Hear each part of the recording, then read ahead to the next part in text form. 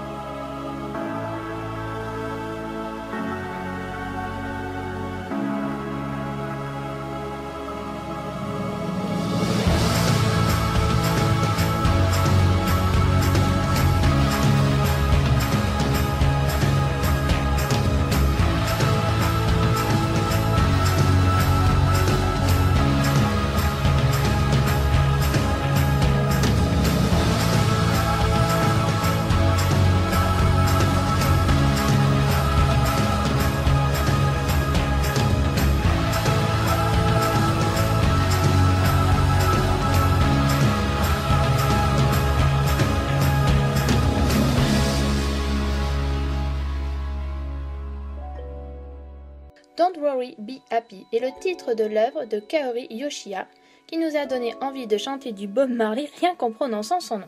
Je vais pas vous faire un résumé de l'œuvre, vous n'aurez qu'à aller sur le petit qui s'affichera en haut à droite ou à gauche et qui vous redirigera vers la vidéo en question. Ici, on va s'attaquer à la série dans sa globalité. Le shoujo est basé sur la romance et la tranche de vie, se passant une grande partie dans un lieu scolaire. Mais le thème assez récurrent que l'on retrouve est celui de la pauvreté. Notre héroïne, faisant partie de la classe pauvre, elle se révélera être un personnage combatif et sûr de soi. Il y a quelques petits défauts ici et là, mais le coup de crayon coloré et pop de l'auteur m'a beaucoup plu. La mise en page est pleine d'énergie et ça se ressent à chaque page. Certains diront que c'est dû au fait que c'est la première série d'une jeune auteure, mais ce n'est pas un reproche pour autant, du moins c'est ce que je pense. Et plus on avance dans le manga, plus on se rend compte que l'auteur a fait le choix de se concentrer sur le couple principal tout en oubliant de développer les autres membres de cette BDE.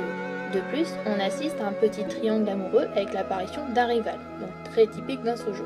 Mais ce qui frappe le plus en lisant l'œuvre page par page, c'est que l'on assiste à la sensibilité des personnages qui, malgré les nombreux obstacles, avancent et font face à leurs responsabilités.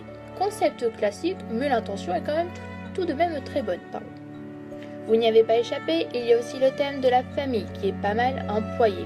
Ici, si vous avez fini la série, vous n'êtes pas insensible aux relations houleuses de notre couple principal par rapport à leurs parents. Chez l'un, le parent est totalement absent et chez l'autre, on lui fait des tas de reproches. C'est ce que l'on appelle une vision moderne des relations parents-enfants. Et là, je vais arriver plus proche de la fin pour notre petit couple qui devient attendrissant et par moments très maladroit. Dans d'autres œuvres, ils seraient devenus un peu mous, tandis qu'ici, ils restent ce qu'ils étaient au début de leur relation. C'est-à-dire que le garçon est un peu pet sec et la fille, elle reste égale à elle-même.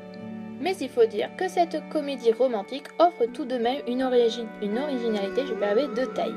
Mettre en avant tout un groupe d'étudiants, ordinaires, bureau d'élèves, organisation, l'auteur nous invite à prendre en main les personnages afin de réaliser leurs rêves. Ou est-ce une métaphore pour que vous accomplissiez vos propres rêves? À méditer dessus. Pour résumer, c'est une série toute mimi avec son côté classique, mais à ce petit truc de rafraîchissant et sans prise de tête. L'histoire est très bien construite, agréable et offre un bon moment d'évasion.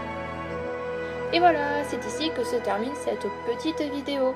Pour la prochaine vidéo, ça sera aussi, je vais pas y aller aujourd'hui, ce sera aussi une série avec en prime mon avis. Donc une série qui se termine en 2 tomes, je n'en dis pas plus, vous trouverez je pense.